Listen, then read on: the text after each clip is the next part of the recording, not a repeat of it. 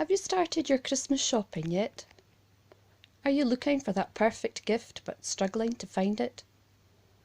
I must admit that I drive my husband crazy by going from shop to shop, only to end up buying something from the first one I went into.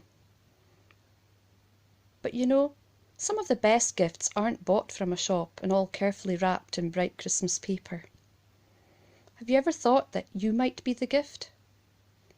To help you understand, I'm going to take you back to when I was a teenager. It was in the early 70s, and my dad was working as a gardener at the Rudolf Steiner schools, where they care for young people with additional needs. One night close to Christmas, we were all sitting round the fire when we heard singing coming from outside.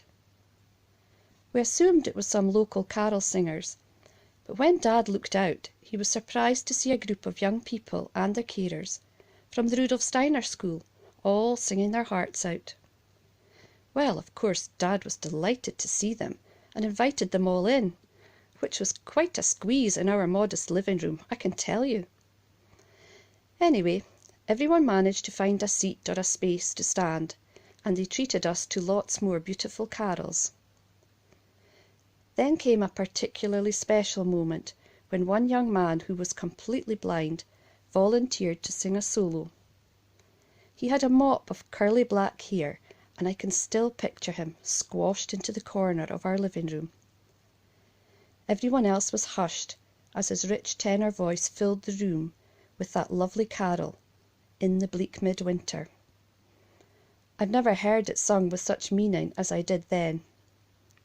When the singing was over, Mum went off to the kitchen to rustle up some juice and biscuits for everyone. Dad, meanwhile, was chatting to the carer and saying how much we had enjoyed it and that he had no idea that they were going to be carol singing in our area.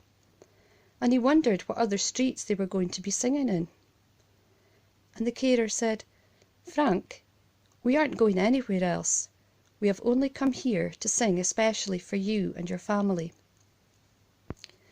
My father was completely overwhelmed that they had made the effort to all pile into their minibus to come and sing just for him. And it was then that I realised the significance of the words of the last verse of "In the Bleak Midwinter." "What can I give him, poor as I am? If I were a shepherd, I would bring a lamb. If I were a wise man, I would do my part. Yet what I can, I give him, give my heart." What these young people had done was to give the gift of themselves, and my dad cherished it for all of his life. So maybe this Christmas, when shopping is more of a challenge because of COVID-19, you and I don't need to go searching from shop to shop to find what we think is that perfect gift. Just as in the same way as in the carol we give our hearts to Christ, could we also be the gift we give to others? It doesn't mean you have to be a talented carol singer. It can be anything that lets someone know that you care about them. And who knows how long the impact of that gift could last. I don't remember what gift wrap presents I got for Christmas that year, but I've never forgotten how much the gift of those young people and their singing meant to my dad.